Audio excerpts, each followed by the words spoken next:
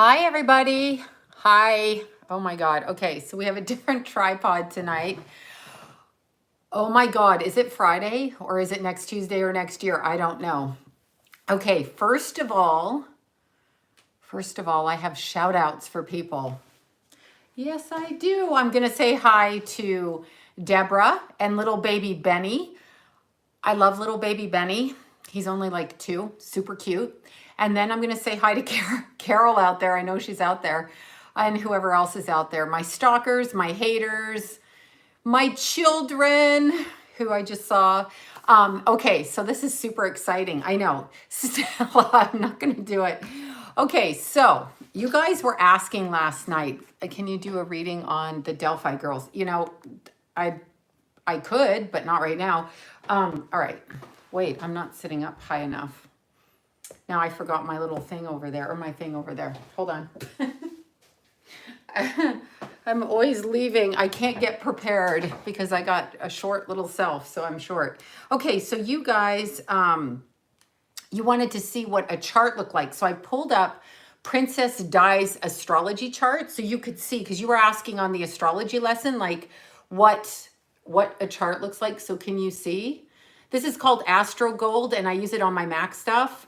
It's an app. It's like $30 or whatever.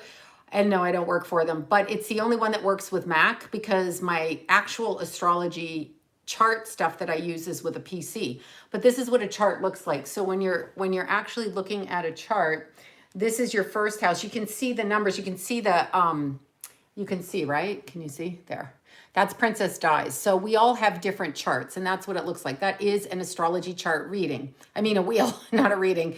But if you're an astrologer, this is actually what you read. So you read these numbers and the angles and the math. And for me, when I look at the wheel like that, it actually dances in my head. So that is super exciting for me, astrology. And we're going to do a bit tonight. But first, okay, so I just was putting on my makeup because I prefer to run around without my makeup, because why shower if you don't have to, right? However, I get this warning from Los Angeles, I don't even have it, whatever. In order to help everything, we need to stay inside. Now, here's what I'm thinking. So I went on some adventures today, and I went to Costco, and I got there, and so everything was out. There's never toilet paper. Like, what is with you people and freaking toilet paper? It's called Astro Gold. The app is Astro Gold, and it's for Mac. It's for PC. I mean, PC. It's for iPhones for the astrology. So it's Astro Gold, and I think you just Google it. I believe it's an Australian company, but you can put in your own charts and stuff. So it has a bunch there. Plus, you can run people's when you get their birthday. I use it on my phone when I'm running around. But okay, so I get to Costco. So first I go to Pacoima Costco because I love Pacoima Costco because I'm basically like one of the only white chicks in there. So no one pays any attention to me and nobody can hear what I'm saying and they just ignore me. So it's great. However, I pull up and there's like, I'm not joking you, 2 o'clock in the afternoon, there's like, I don't know, 200 people around the store, like literally. And I'm thinking to myself, really? Because this is like week number 3. So what the hell are you all doing around the Costco? Okay, so then I'm getting irritated. So I go, okay, where can I go? Okay, Burbank. I wouldn't normally go to Burbank. Somebody was emailing me about Burbank, and you know how obnoxious Burbank parking is. But that's my usual Costco, and I've known those guys like all the time. So I miss Burbank sometimes, but I just can't mentally do that to myself. But this time I go to Burbank and there's only 5 people. So I go in the store and like all the jewelry's missing, right? And so I'm like, what can I compulsively buy because I'm like stuck in my house? So I'm looking for the jewelry and I'm like, okay, where'd it go? So the guy tells me, well, we can't show it in the case because it's metal and because you have to touch it. And I'm like, oh, because I thought it was for robberies. Anyway, so you can't like look at the pretty jewelry anymore. So that was a bummer. So I went down the dishes, whatever, went around. I'm looking for toilet paper. Could I find toilet paper? I don't think I could find toilet paper. No toilet paper. However, guy says to me, guy stocking the shelves goes, guess what? Because I'm looking for sugar at this point. Basically because I'm eating spoonfuls of sugar now. Jelly bean, sugar, and coffee seems to work for me. So I go to the guy, where's the sugar? Because I can't see it. And he's like, oh yeah, there's no sugar, but like these huge bags. And I'm like, well, that's ridiculous. So He goes, there's cup of noodle. We just got the stuff. I don't like cup of noodle, but the boys like cup of noodles. So I bought the cup of noodle. There's no like number. I go to the back. They lifted the ban on the water. So I got 5 waters. 5. Yeah, I'm that person now. Well, I didn't get any water before. And then guess what came in on the pallet? Can't even guess.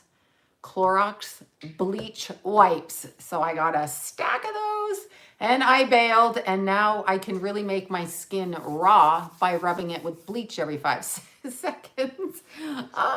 So that's what I did. So anyway, that was my story around town. But I did notice, I noticed all over the place when our mayor or whichever ridiculous person, I guess it's Garcetti, sending out these messages.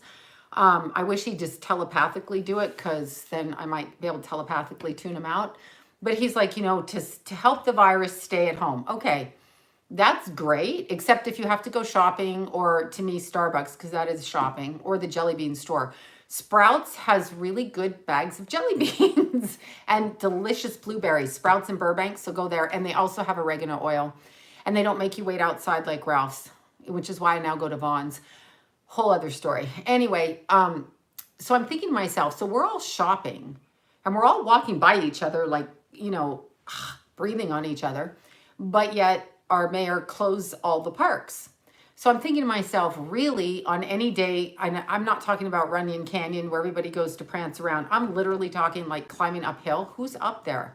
3 people in the morning, but it's all closed. So now I'm on a mission, a stealth bomber mission, to go find somewhere to run where nobody can see me in the middle of the night, and that's what I'll be doing. So after this, that's where I'm headed. I'm headed to do naughty things in Los Angeles. Warning, I'm going out. Too many jelly beans.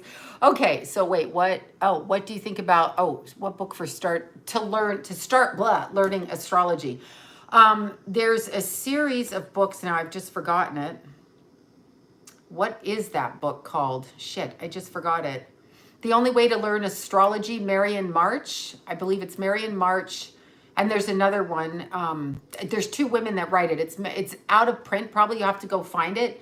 But it's an excellent, excellent book, because it goes from section 1 to section 5.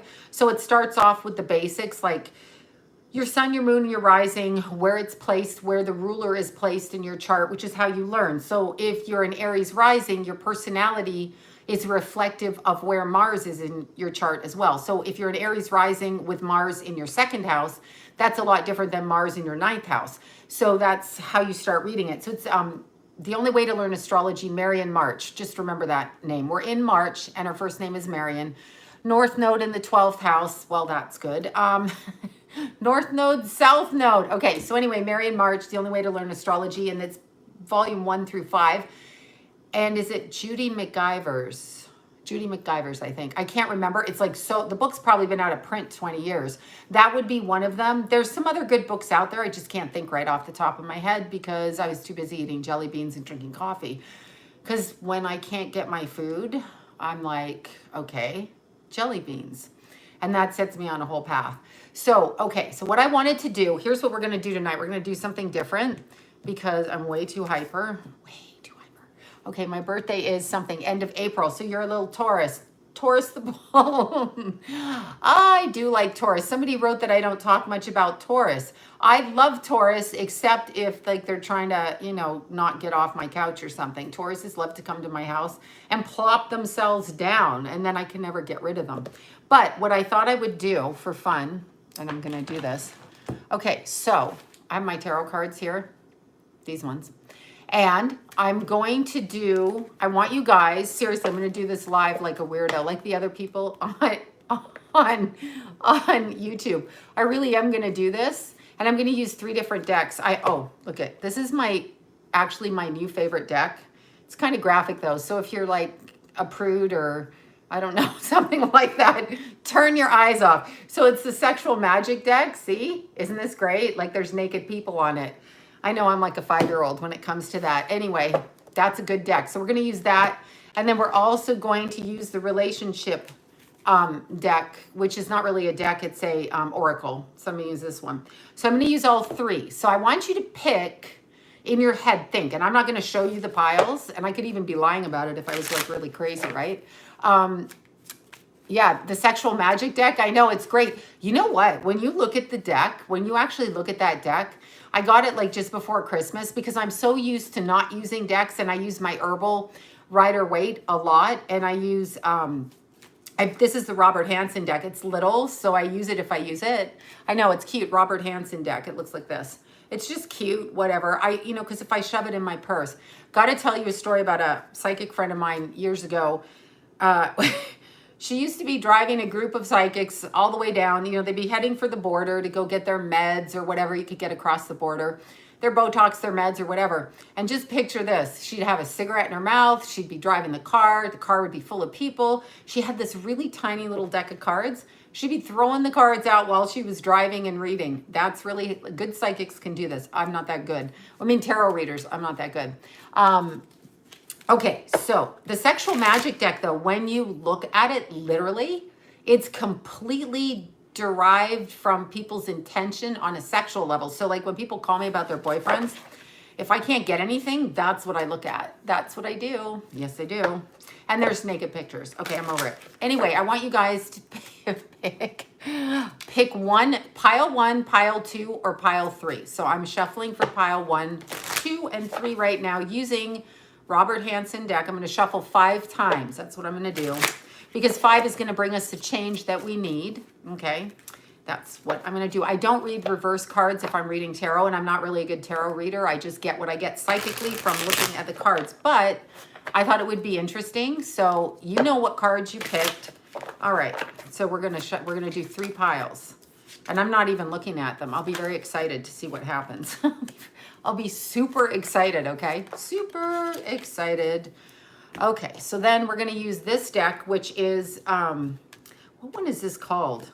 You guys probably know what it is. It's the Irish deck. No, I'm kidding. It's a love oracle or relationship oracle, but I can't actually remember the name of it. I have the boxes over there, and I'd have to leave and go over there.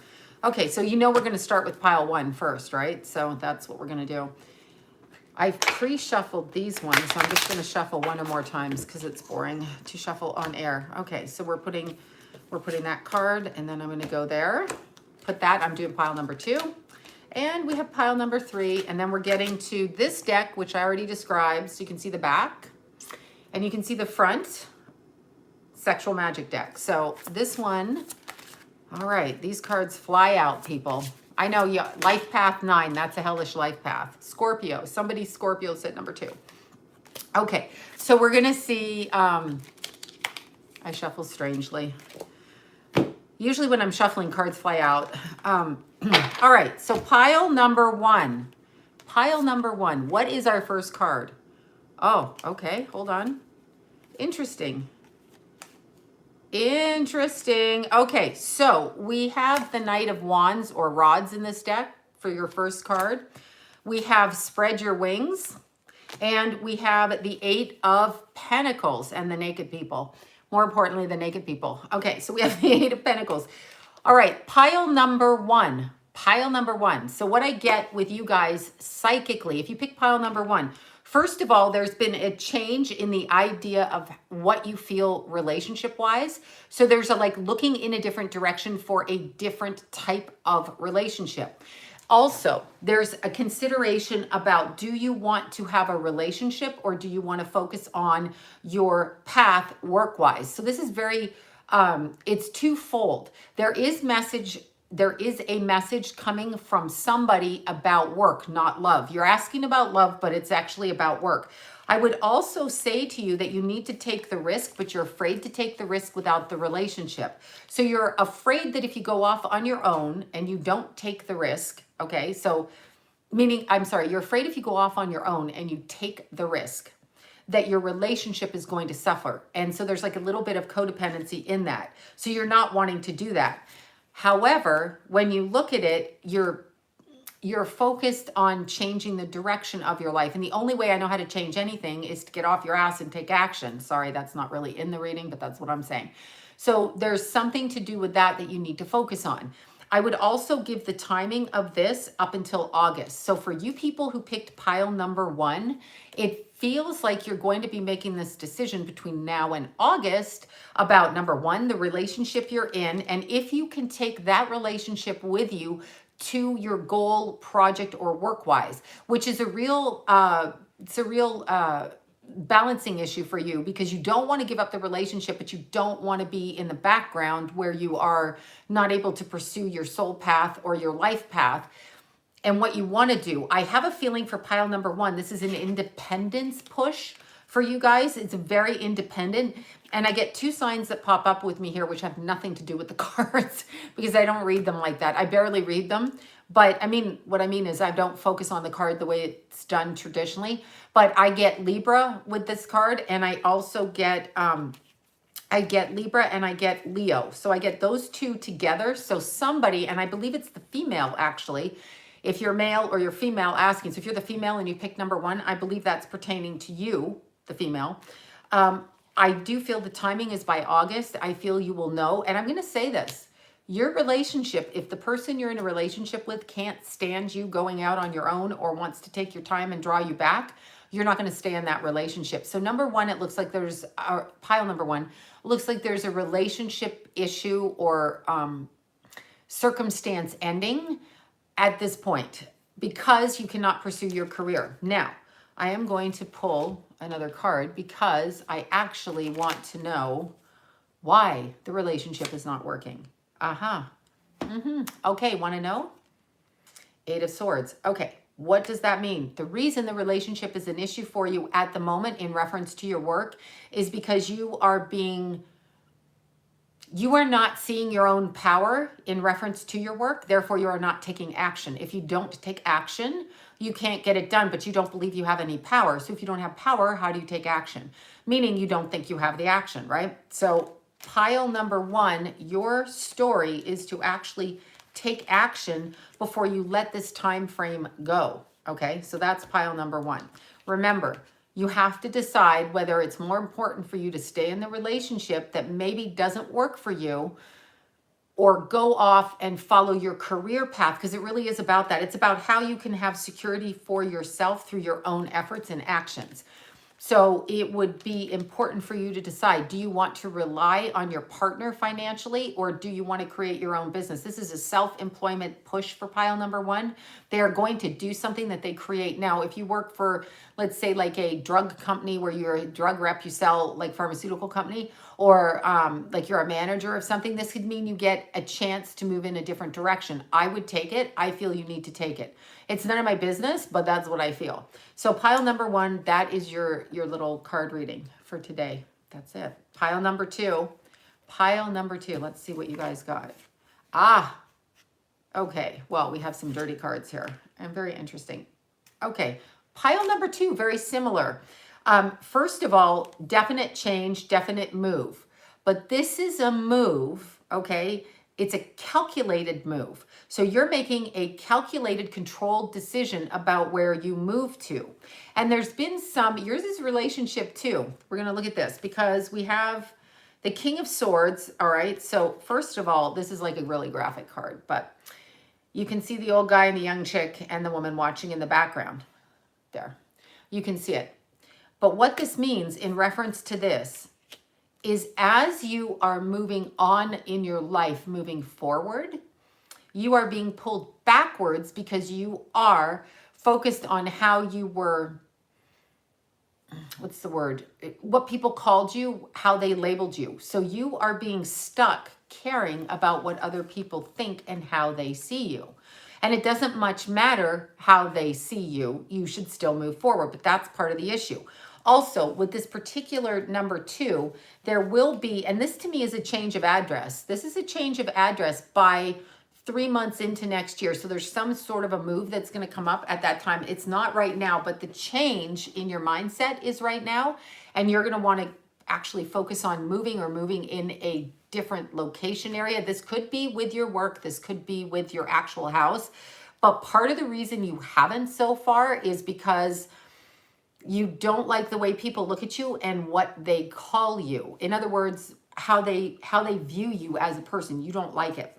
So you're trying to make yourself seem really good and above board or you know, special, or however you want to word that, good, like a good person, and they're not going to see you as a good person. How they're going to see you is they're going to see you the way they want to see you, and that's the lesson here.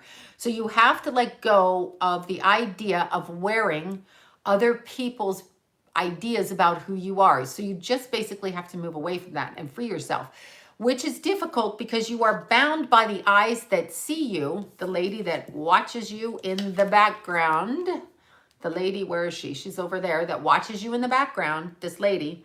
She judges you because she sees what you don't think she sees because your back is to her, but it's almost like you're being led down the wrong path. So I would word it that way. However, this move is going to come up. It's going to come up about 3 months into next year. Now, look what we get for whatever the hell the name of this deck is. I can't remember really. We have opportunity beckons. So that's interesting. You have the choice. We all have choices in our life about which way we should go. Like, you know, you have many choices, and it's so interesting because you could take one road at one moment based on insecurity or fear of being judged, and you could screw your whole life up by going in a completely different direction, one that you haven't even intended. So you want to make sure that you don't care what people think. So how do we get over caring? I'm going to tell you pile number 2. How do we get over caring what people think? Because it's always hurtful. It's always problematic. It's always hurtful. It's horrible. People say shit. Who are these people? Like, do they have mirrors? Should they go look in their own mirrors? Maybe they should look at themselves, talk to themselves. That's what we should all do. We should also have a mirror and point it at them. Look in the mirror, talk to yourself. My kid used to say, talk to the hand, except that's not a mirror, but they should look at themselves. We have to learn to not care how they see us, because sometimes their reason for seeing us in a derogatory way is to alleviate something in their mind. So this is actually what needs to happen. We need to step away from allowing these people to control us by the mean words they say, or you won't take the action. The opportunity is there, but I feel it has to do with actually moving a location. That's actually what I feel like it has to do with. Okay, so what I would say to you guys is you have to get your sense of self and your direction in a little bit of a different way. And I'm going to pull one more card to say, I like to say, look in the mirror. I love to say it to people. I'm like, get your mirror out, step right the fuck in front of it. First, decide if you're even like, you should be opening your mouth. Secondly, look at yourself, talk to yourself, talk to your freaking self. Before you tell me what I am, you talk to yourself. So let's look at number 2 here. We're going to pull another card. See, look at this. Okay, it's 5 of rods, 5 of wands. What's going on with you in reference to this is you have people that are invested in keeping you tied to them because you benefit them. So in other words, you are being guilted through, okay, forgive me, your own ego at being judged. None of us like to be judged. We hate it. However, they are judging you and keeping you in a weakened state so that they can control you and you will work for them. That's actually what's going on from what I can see. That is what I see. So that is pile number 2. I feel 3 months into next year, you will actually move your location, whether it's work or home. But that is a move card. If you can get your ego out of your butt and understand that you have self-worth regardless of what these people say. Okay, so pile number 3. Pile number 3. Okay, so for you ladies in pile number 3, we have the King of Pentacles. All right, so what does that mean? To me, it could mean a lover, and he could be traditionally Taurus, okay, Capricorn, something along these lines. However, in reference to what it's going with, there's the Strength card. Okay, I love the Strength card because she's wrestling this boar, and she's like a naked hot chick, and she's wrestling it. Like, she's stronger than the dudes, okay? Don't be upset, dudes out there. Okay, so the King of Pentacles next to the Strength card is very interesting because it turns you into the financial wizard, so to speak. So you have the ability to transform your financial status through your own strength and power, meaning your own God-given talent, and actually really acquire a financial level of security for yourself, which is something that you're not always used to. So you have a chance to actually do this. What is Stella? Okay, now I have to stop for 1 second. Marlon Brando, okay, in A Streetcar Named Desire, after he's a bad husband to his wife, she throws him out. He can't stand being thrown out. So he looks up at the window and there's his wife. Okay? He screams her name outside, and it's like he's beside himself. He can't believe that she found out about his bullshit shenanigans and the fact that he raped her sister, which would be highly, highly, really bad fucking shenanigans. However, he wants her back and she wants no part of him. So he screams on the street in a drunken tizzy to get her back. And her name is Stella. And he's outside her window in his wife beater shirt. And it's like 19, well, when was that movie? 60 something? So it was a play, Tennessee Williams, a demented playwright who really hated his mama, in my opinion, because he wrote his women as all like delusional prostitutes, all of that kind of stuff. Anyway, getting back to pile number 3. Pile number 3, you have your chance. You have your chance to actually financially take your money situation and twist it around from your own power. This means pile number 3, you are really your own bosses, self-employed, and people who actually can grow a business to be financially stable and successful on your own. So pile number 3, this is what you need to do. Now look at the Oracle deck. Strengthening your bonds. That goes completely in line with what I see the entire reading.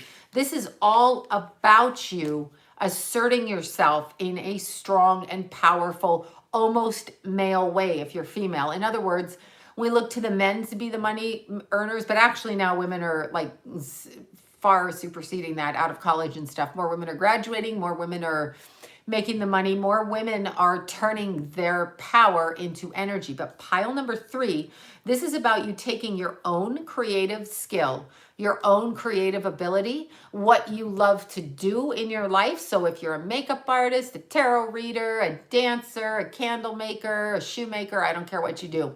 This is for you to do this in business for yourself. It's actually really interesting, telling you to go ahead and do it. And that you will wear the executive hat on your head because you will be the boss that makes the money. Remember that. So pile number 3, that is actually your goal. And it's interesting. People are going to recognize you for your strength. They're going to see your strength. I see Toronto, Canada there. And I also see the super chats and stickers, you guys. Thank you. I just can see words sometimes. Like I know Toronto, I can see yes. And I can see the orange fly up. And no, I haven't figured out how to stop it. I even asked Paul and he's like, I don't know. And no one knows. No one knows in my world. I know people say it's in the whatever control panel. I can't even find the button. I don't know what happened. I don't know about this. Maybe I have to have the button on when I'm doing it. I'm not sure. But so pile number 3, this is about your strength. So that's how I'm going to word that. Now, getting into energy. A lot of you were asking about things like portals and UFOs and aliens and all of that kind of thing. I definitely saw aliens as a kid, for real. I really did see them. And I saw them so much that it was basically the fight in our house nightly. It was about me shutting my mouth about saying it because they didn't want to hear it. Because of course, when you're adopted and you say shit like that, they think you're really crazy. And they're like, oh my God, we got this kid and she's like, I still get called crazy. Called crazy all the time. However, doesn't change the fact that there are actually aliens. Now, I know that people say they come through certain things, certain areas, from certain planets, but I don't think it's quite the way that they say it, as in the ships fly down from another planet. I actually feel like the ships come through dimensions. I actually feel like dimensions open up. Okay, so I feel like dimensions open up and then the alien ships come through that way. If you can see them. Wait, UFOs, Holland Landing. Are you talking about in Ontario, Holland Landing, or are you talking about somewhere else? Because there's a city northern by Keswick, by Newmarket, up that way. I don't know if you mean that city or another city. So, but anyway, the aliens come through. The 210 freeway is one of the most haunted or alien traveled freeway apparently. And actually when you hike over the Verdugos, if you look down the back side of the 210 on certain days, you can actually see a ship. The way that I look at it though, the times that I've seen it, yes, I've seen it. I'm going to tell you an alien story, and it's really funny too, but I've seen it. because I almost feel like the dimension opens up. So I feel at the moment that I see it, it's not that the ship is actually there the way that we think tangible, like an airplane. It's as if a movie screen's opened and there's a thin curtain lining between us and them, and we can see the movie going on behind the curtain. I think it's like that. That's how it strikes me. That's actually how it strikes me. Yeah, so I would say that exactly. So I have this really funny alien story. There really are aliens. So one of my friends, okay, Tracy, she does a show called Let's Talk Paranormal. Years and years and years ago, she's from Britain. I went and did her show. I was a guest on her show, and I'm talking my kids were little, 2, 3, something like that. I mean, Keithy was. So, and that Jason would be like 6. Anyway, we went and did her show, and then we went with everybody for dinner after, right? So I sat with the kids, and the kids sat between us, and then Tracy sat, and she was talking to John the whole night. And I saw them for 2 hours. He's just engrossed in a conversation with her. And she's talking, and I'm talking to other people at the table, right? And yes, I do know my biological family. I met them when I was grown-ass woman. I'll tell you that story too, if you care to hear it, whatever. But anyway, so John's talking to Tracy, and they're talking the whole time, right? They're talking, and he's laughing and giggling, and she's laughing and giggling, and they're like having this wonderful conversation. Okay, so at the end of the night, we put the kids in the car, we shut the door, and he goes, you owe me. I'm like, why? Why do I owe you? And he's like, because I just listened to how she had an abduction experience on Ventura Boulevard by Sherman Oaks. And he's like, I just don't know what to say. And this is really funny. You couldn't even tell by the look on his face. I'm taking it he didn't believe it, but I actually believe, okay, that she literally did have those experiences. She's got tons of wonderful interviews online. It's Tracy Austin. Let's Talk Paranormal. She runs her show out of Vegas. She's totally lovely. You should absolutely check her out. She's on Instagram. She still does shows. She's got so many shows. Do you know she could never get her show on air because she wouldn't give up control? Why would she give up control of her own show in her own life? She wouldn't, right? Why? Why would you do this? But they wanted to own her show, so she just kept doing it. So she gave up a career, packaged, beautifully shot, articulate guests, all in the paranormal, could have sold it like this, wouldn't do it because they wanted control. So I got to commend her on that because her life took a long, a different path down the road because of that. But I just remember the alien abduction story on Ventura Boulevard in Sherman Oaks that they talked about for 2 hours. She probably doesn't even remember that, but that was kind of an interesting, funny, amusing story. Okay, so now just before I go on to anything else, birth mother story. Okay, so honest to God, before we had computers, all of us, or before all the data of phone books were in computers. Okay, I was adopted when I was a baby, and I spent like the first year in a baby warehouse, or I'm sorry, a facility where babies that don't get picked stay. The babies that don't get picked. The bad babies. I was in that house. No, I don't know if I was bad or not. I was a baby. But I had some health issues. I refused to eat. I was emotionally probably upset and I wouldn't eat, right? So they had to get me strengthened because I was always like scrawny. I was described as scrawny in my little adoption records. Scrawny my ass. If they saw my ass now, they wouldn't be saying scrawny. But anyway, I had to be plumped up. So I finally got adopted by my adopted family close to being a year old. So at the time of the adoption, my adopted mother, who's basically my mother because she raised me, and she had written down my birth name. Okay, so she had written down my birth name and my first and last name as it appeared. Because remember, when you're adopted and you're like a little person, they change your birth name because my parents didn't keep my birth name. They changed my name to fit into their family. So my birth name is actually Sloan. I changed it back, which probably pissed everybody and their cousins off, but I was actually born Sloan. And I had another last name, and it was Sloan without an E, which is like the male surname, but whatever, it works for me, and it means warrior, and I'm that kind of bitch.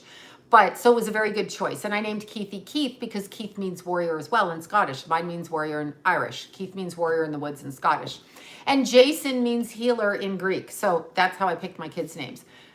Keithy warrior too. Keithy be a warrior too. Anyway, when I was 17, my adopted mother gave me my birth name, and that's when I changed it back. As you know, when I was having dinner with them because I left home so early at 14, I would go sometimes for dinners, and it might have been my birthday dinner.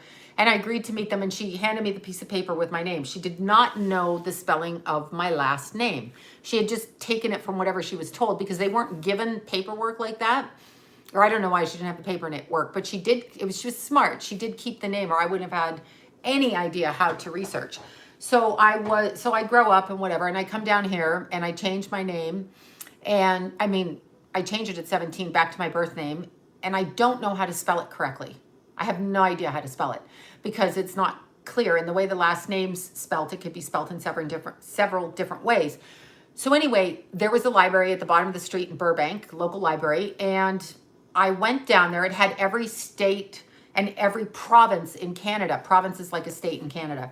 Had every province number. So I went down there and I would photocopy, I mean, back then with those big phone books, and I'm talking, I was 23. So what was that? 87, 88, 89, I don't know, somewhere in there. 89, maybe even 90, whatever. I was 23, right? So I would photocopy these names, all 4 different spellings of my last name, birth last name, and I would mail them letters. And I would mail them letters, you know, like I'm adopted, I'm looking for my birth mother. And there were several gentlemen that wanted to adopt me now. That was good. There were people that sent me money, and I'm like, no, I just want to know if you know this. And then there were people that, you know, didn't know, but then if I could find their relatives, and I was like, okay, whatever. I have suitcases full of these letters from these lovely people that responded back. So I went all the way, I was born in Toronto. So I went all the way from Toronto, all the way over to BC, which is like going from New York to California. So BC is aligned with California, and New York and Toronto were in a line.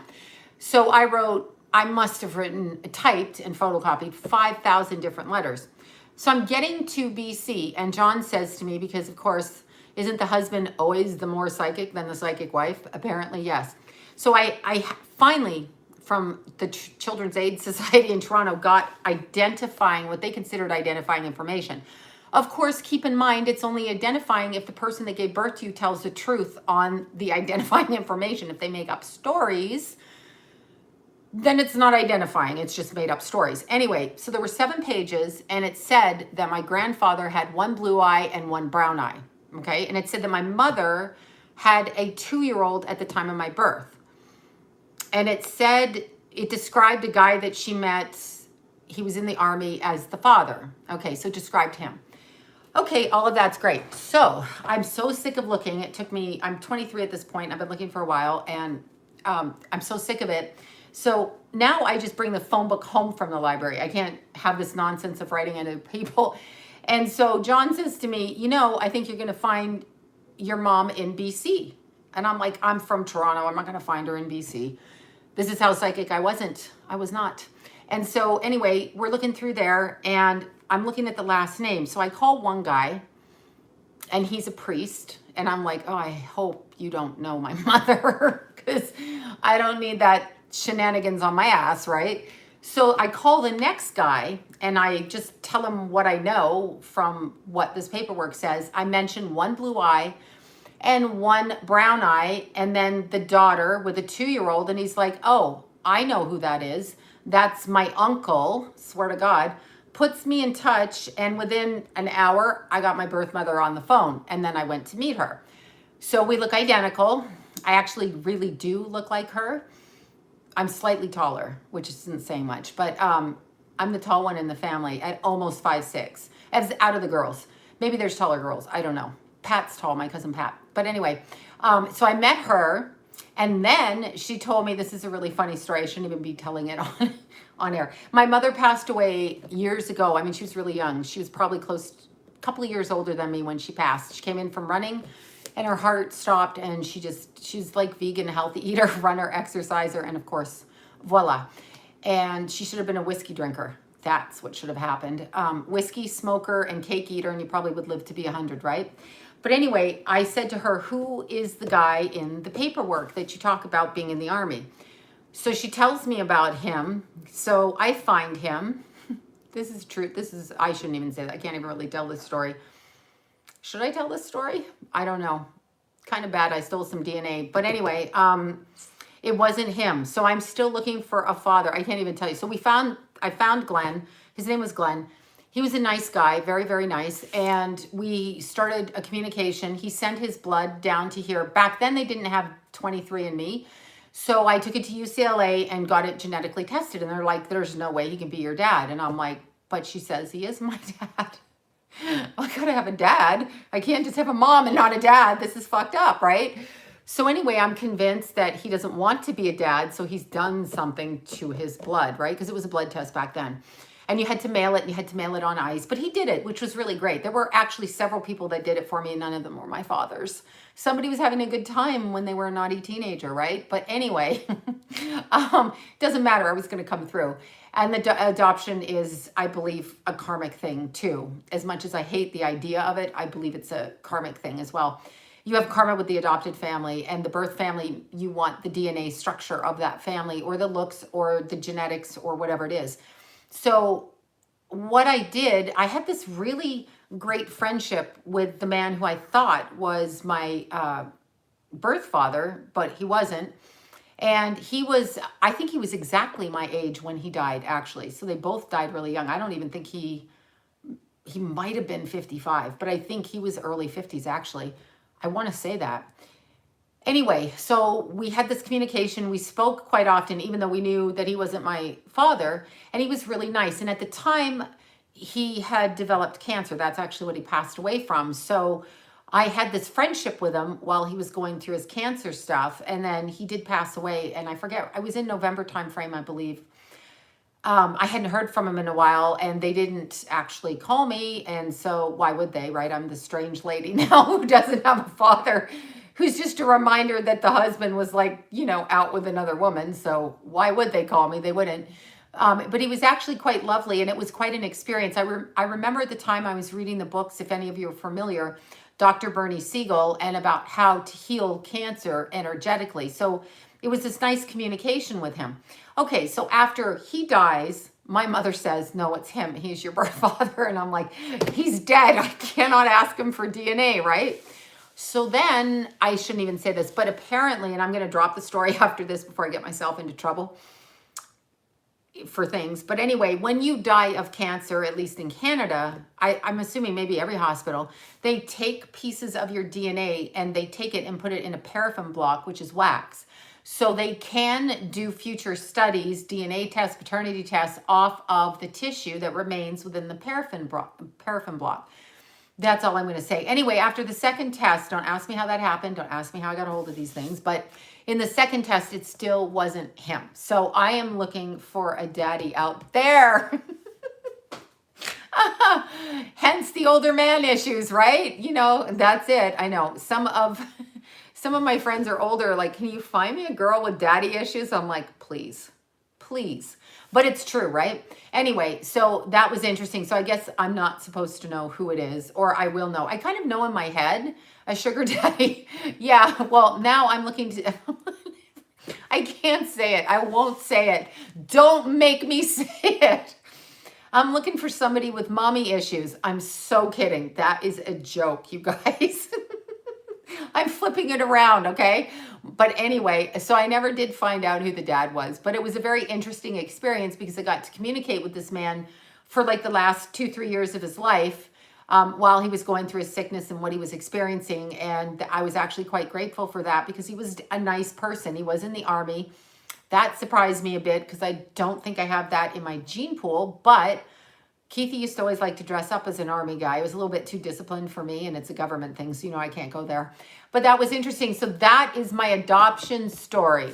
And it was nice to meet my birth mom. She's very sweet. She did yoga all the time. She was very spiritual, and she was the spitting image of me when she was younger. But just figure me in a 60s dress, like with flowers on it from the 60s, like one of those, I don't know, one of those like dresses people wore out and little heels. And then me with my hair up on top of my head. That's what she looked like. And she had green eyes. That would be the difference, but we're pretty similar. That's what I would say. So yeah, I did find her. I looked for her. If you're meant to find them, sometimes in this life, I had friends that looked for their adopted parents and found them, but found them right after they died, which is a really weird connection. So sometimes the adoption thing, it's really interesting how we shut those records down, and I understand it, but it's like as if the birth parents didn't exist, and it's like we're wiping your hands and now you're over here unless you have an open adoption. So it's quite interesting how they do that. Sometimes you're a little bit too late to find the parents. And there's other stories. I shouldn't even say this story, but I have a wild story. She'd probably kill me for saying it. I'm not going to say who it is, but she'll know who she is. A friend of mine, they did the 23andMe thing, and catch this one. They actually found out that the mom had been adopted, but the mom was now in the elderly part of her life. So it's quite interesting. Had no idea she'd been adopted. Quite interesting. So then as a result of that, the whole family has this other family later on in life, like when the kids are like my age, right? So that's such a trip. So they just didn't mention it. So it was a different, that would be a mom that would be like my grandmother's, or like older than my mom. No, same age as my mom. Actually, what am I saying? Anyway, it would be a different generation. Now I think they tell kids, I don't know. But after you give in, I think when I gave birth to Jason, I realized I would never give a child up. Like there's no way. I wouldn't care if I was 11, and I wouldn't care if I was 50. I would not give a child up. Like after I pushed him out and then I held him, I was like, how could you give him up? Of course, when he turned 14, I was like, please take him. Nobody took the kid. I was like, please take him. You know, put my hands in my ears, la, la, la, la, la. Yeah, he would never stop. But, okay, so that's it. So in the chart, in a birth chart, how do you tell adoption? This is a good question. Not that anybody asked this question, but I'm going to answer this question in my head question. You will find Uranus close to the ascendant, Uranus in the 5th house, and Uranus in the 8th house. These are all 7th going into the 8th. These are all sudden, unexpected things, but it's kind of like Uranus around the 5th house, accenting the 5th house. And if you have it, you may be the one that gives a child up for adoption.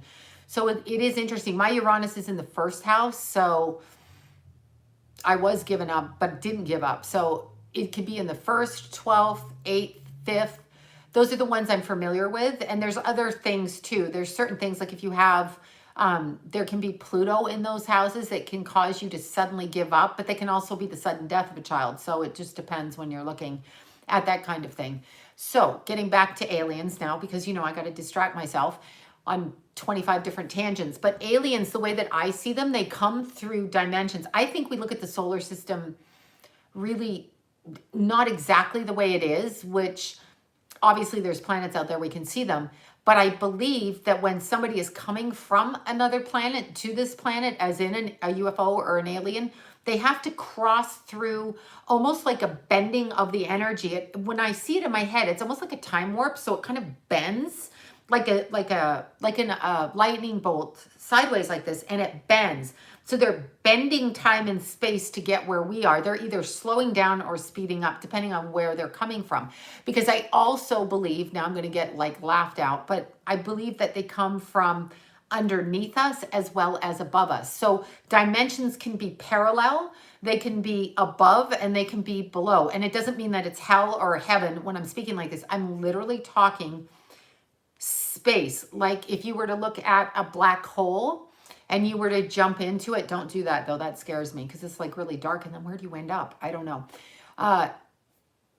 If you were to jump into a black hole and be spat out the other side, that would be like bending time and ending up somewhere else. So it's like teleporting in a way is the only way I can think of it. And I don't even know if you can prove teleporting, but that's kind of how it feels for me.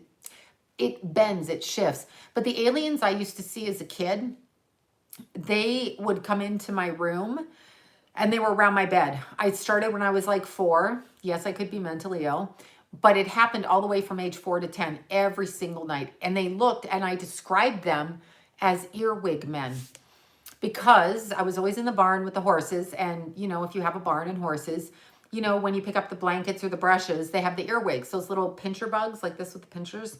And they're like bugs, right? So when I saw them around my bed, they stood up tall, like 6 feet tall, but their faces were like in 3 parts, their bodies, and they stood way tall, like over 6'5", like in my little girl head.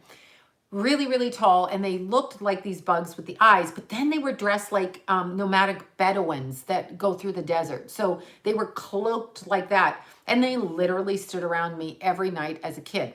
So I would make my dad get up, I had a bathroom outside my bedroom, and I would make him get up in the middle of the night for years until I started getting spanked because I wouldn't shut up. I wouldn't shut up. I kept saying the earwig men were around my bed, so he literally thought I was confused and it was earwig bugs. But I didn't mean bugs. I meant they were standing. So I would run from my bathroom to my bed and jump, okay? Because I thought they lived under my bed, but there's no room for them under there. And finally I looked under there and they weren't under there. I would wake up and they were around me. So now, were they otherworldly beings or actually aliens? I don't know. But I called them the earwig men, and my childhood was just really reminiscent of that, my entire childhood. People called me crazy. People called me, you know, I had to go to the shrink. My parents made me go to the shrink. They really did think I was crazy. So you learn to just shut up, and people call you odd or unusual or, you know, oh, she's just, you know, no, I don't know. Why don't you tell me? So anyway, knowing the work that I do, and I go hiking all over the place, as you guys know, I was actually on one of my hiking trails a few weeks ago, ran into a friend of mine, it was a few months ago, ran into a friend of mine. This is a hiking friend that goes around the trail. That's as far as I know this gentleman, and he's older, he's in his 70s. So he was listening on one of the shows I did on Coast to Coast. Finally, so literally I'm running by, we're going in opposite directions, right? And he's there, and he's really good. He does it very often. And he looks at me and he tells me about being a child and being abducted and being so glad he can tell somebody. He's in his 70s. He couldn't really tell anybody because people were not going to believe him. Why is it we as human beings think that you can't, that you're just everything that's here? It's very interesting. But he was very relieved that there was a whole community of people, though they be called crazy, that believed in UFOs. And it happens differently. I mean, it is really, it's bizarre, but it does happen. Like, why would we be the only things here? Why would we be? We maybe can't see it. Maybe it's like when you're a little kid and you live in your playpen, you can't really see what's going on outside the front door because the door is shut. But when you get older, you can open that door and walk through. I believe our lives are like that. We can walk as far as our mindset is open to it around us. That's what I feel. It depends, right? But that's actually how I feel about it. So the alien thing is very true. I believe it 100%. What I've noticed with my clients that have been abducted, that say they've been abducted, I wasn't at their abductions, but the ones that say they've been abducted as they grow through their life, like this, they usually tell me in childhood that this happens. They can remember the time. They end up with a lot of medical issues. Like even this gentleman I was talking about, he's had many surgeries and he's extremely healthy. I mean, as far for what he's had and his age, I mean, he's doing, 6 miles a day straight up a hill. So that's pretty awesome. But he's had things replaced in his body. And a lot of the people I know have these really bizarre health issues, either for their age or when they get them. And what I think it is I think our structure and DNA as human beings, when we are put into a different vibration, wherever they come from, and we are vibrating at their level or lower or higher, whatever it is, or adjacent to ours, I feel it taxes the body. Like, just like when astronauts go into space, they say they lose their bone density. I almost feel it's like that, but it happens with their organs. It happens with all kinds of things. And what I've noticed from my clients that were abducted as children, they tend to give birth to children who also describe being abducted. So it seems to be a generational thing, which makes me think we're a little bit like human science experiments. But my clients have told me this over the years. I mean, many, many years, like 30 years, I've heard these stories from so many of my clients that it's just too many to be crazy, seriously. So a lot of them, and I almost believe that there are certain DNA structures of human beings, whether they be more advanced, more intelligent, that come from like alien human DNA together. There's something different about the DNA. I can't prove this. I can't prove it at all, but there's just a feeling. Because if you looked around the planet, some people are just so different than other people that it doesn't make sense. We all come from the same like stock. It doesn't make sense to me. So I kind of think it's that way. Okay, wait, what? Please finish with stack 3. I did finish with stack 3. That's what I did finish. I did finish it back. So it feels to me like there's combinations of people that breed, maybe they're bred, maybe they put something in our DNA, because you know, if you were to drink chemicals while you were pregnant, let's say you were in a nuclear, I don't know, radiation zone, and you're pregnant, that is going to change the structure of your baby. That's going to change it. So your baby is going to have either more positive or negative, usually negative structures from that. So I totally believe that.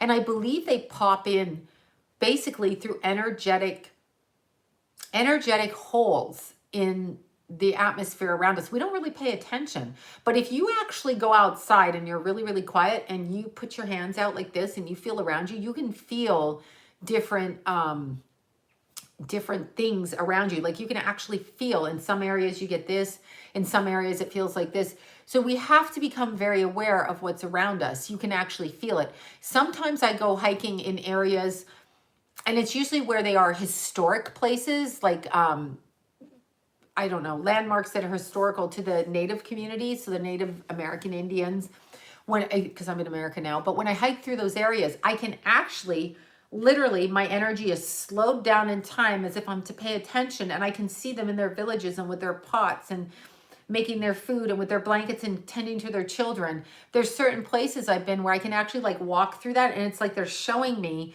but I can't explain it. It's like a vibrational thing.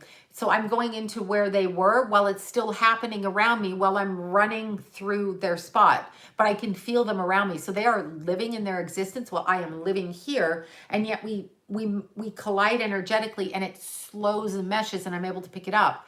It's very interesting. So those kind of things happen. I believe those are portals. If you look at our chakra system, so if you actually were to see how chakras move, they vibrate on the body like this. And I believe everything around the earth has tons of chakras.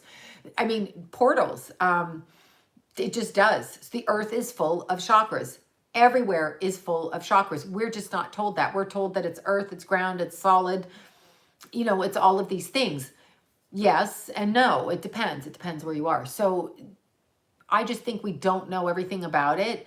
And there's many different levels of aliens. So I'm told by my friends that are more into it than I am. I'm just into it from my experience. So I don't really know much about it. I just know what I feel about it and people that have told me about it with that. But I believe that there's different groups of people on earth that come from different places. How the hell we end up here? And I'm going to get a t-shirt and it's going to say Prison Planet. And on the back, it's going to say, fuck you, Prison Planet. Okay, so that brings me to the lockdown. How are we enjoying the quarantine? Quarantine. I've heard about bathrobes today. I've been sent text messages. You know who you are on here who keeps sending me that gentleman's text message. I can't show you what he looks like, but it's been going around the internet. Every time I see it, I'm like, God, what is this? Anyway, it's all of us in our quarantine. So what does everybody think about this if we stay in for a month? Some of us have to go out though. We're allowed to walk the streets. And we're allowed to go to Ralph's and Costco. And that seems like germ fest to me. Like it seems like 2020 germ fest in those places. And when I touch the handle of the carts, I'm like, oh my God, it just creeps me out. I get creeped in public anyway. Like there's a heaviness to it. The heaviness of the people that touched before you. And they weren't sick with the virus. But in a month, if it's done, can we just go? Can we just go? Like, maybe the sick ones should stay in their quarantine with their people, and the healthy ones after a month, because we would have already had it, and we can go out. Why can't we go out? Why can't we go out? You know what I noticed down the street today? Car wash was open. So I was thinking to myself, oh my God, my car is a pigsty. I just dropped jelly beans everywhere. Then I thought, wait a second. If I go to the car wash and the guy that drives my car to the car wash and then cleans it, what if he has the germs? Now he's in my car. I'm like, no one's been in my car.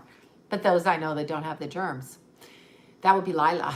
She doesn't have the germs. But I thought about that. I thought that's dumb because you don't even know where these guys come from. They're in your car. You don't know anyway, which is why I always have seat covers in my car because it creeps me out. Truly creeps me out. I'm like, this is creeping me out. So what do you guys think? Should we be able to go out or should we have to stay in? So energetically, here's what I see psychically. I got to move this thing again. I hate these chairs and I hate this cushion, just to let you know. And I hate the fact that I can't go out and run the mountains. Hate it. Hate it. Okay, I said it. I'm not going to make fun of Garcetti or Newsom tonight. I'm just not. I'm not going to say anything. They've got their orders. They got the fascist orders about closing the parks. Okay, so the way that I look at it psychically, so I was trying to pick up on it originally, and it's interesting to me because I don't know what I'm feeling. Again, I feel, you know when bread is braided, so there's three braids going down the bread? That is what I feel is going on here. I feel there's three succinctly different agendas going on. Some of us think one, some of us think another, and then some of us think a combination, and then there's a third one. One is really, really subversive and hidden. And then the other one is obviously people don't want you to get the virus. But last night on CNN, Bill Gates, the Zika virus dude, you know, Microsoft, he was talking about how Bill Gates, the computer man, not the doctor man, Bill Gates with money, but money doesn't give you any medical skill. That guy with the money and no medical skill, he was going to find out about the virus. Now me, I'm like, oh, no, because he is all for vaccinations. Now, again, I'm going to say this for the 5th night in a row. My body, my choice. And I don't mean with a baby, I mean with a vaccine. And I want every single person that picketed for all the other rights, any rights out there, picketed against anybody, to picket with me, to not be forced. I know, Bill Gates bad. Did somebody just say that? He is totally, well, I mean, I don't know what he is or isn't. I just know that he's not a doctor. So why we're entertaining what he says because he has money? That's weird to me. I don't care that he has money. Because he has money and is attached to 4 different medical companies that do vaccines and process medical procedures and run like CDCs in different parts of the world, and you're part of it. And then you may even be part of it with Bono in some of them, I have heard. I will research, but if you research, you should be able to see that. I'm thinking to myself, all of that's great and it's super cool because he wears those cardigans.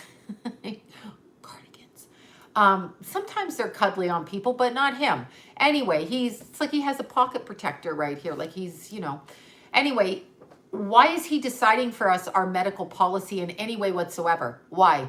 I don't think it's okay. Just because he has money, I don't understand what that's about. So I don't need a vaccine. I don't want a vaccine. And that is one of the agendas that I'm worried about, is if we as a people don't stand up in a month. In a month, it should be fine. Even if there's a resurgence of something, the way that they worded it, there's going to be a resurgence anyway. So why, like, you want to keep us in for a year and a half? I don't think so. I don't think I can do that. I think I'm going to have to go out there and be literally crucified on the cross, shot in the streets, whatever. I'm not going to do it. Plus, did you guys hear they let prisoners out? What's that about? Like, if you don't have an outbreak in the prison, then why would the prisoners go out? And if indeed the prisoners are being released, and apparently it was prisoners that could have done crimes like burglary, theft, I mean, anything but the major crimes, like probably rape and murder, abduction, that kind of thing, trafficking, but even small-time druggies. Now, if you're in there for marijuana, I don't think you're a criminal. But what happens when they all get out? What if they've been in there for 5 years and they let them out? They're in a different state. Now, where do they go to live? And aren't they on the streets then? And what about the homeless? Because the homeless were at the beach the other night. I'm just saying. And it's good because they got the good life. They live at the beach. I don't live at the beach. They live at the beach. But my worry for them is when they are carted off to camps or areas or places, I get worried about that when they take any group of people that doesn't have people looking out for their best interest. They really don't have people looking out for their best interest. Meaning, if you're actually a homeless person and you've been homeless for a couple of years, your family's probably lost touch with you and you maybe aren't on talking terms with them. Maybe you were too drunk, too high, whatever your problem is. Which it's your choice. You don't have to live indoors. But now, apparently, they're going to be protected for their own good. That kind of worries me. I'm not comfortable with that. With any group of people being taken somewhere when it's not what they choose to do. even though if you were to ask me, the homeless is a huge problem because they are unsanitary outside. So I get stuck in that. I get very stuck. So there's something energetic going on. Then there's another layer over here. I did hear, I believe TMZ reported that Tom Hanks, that guy, and his wife, Rita, who put her phone number out on Instagram, we should all call her and prank call her. Maybe we could ask her if she has some pizza and what kind of pizza she has. Anyhow, I hear those two got back into town, but yet I didn't see any evidence on their Instagram pages, right? So I don't know, but TMZ reports it. So they must be here, or they must want us to think they're here. See, now I'm paranoid about everything. So one of the agendas is that agenda. So we've got the agenda over here of what I believe to be vaccines or depopulation or control. Look at us. Look at us. The entire world stopped. When do we ever get that to happen? We can't even get people who are on probation to check in with their probation officers when they're told they're going back to prison for 10 years if they don't show up. They don't even show up. But suddenly now they're all off the streets. Where are all these people? I used to see them. I don't even see my people walking around the streets. Like, where are they really?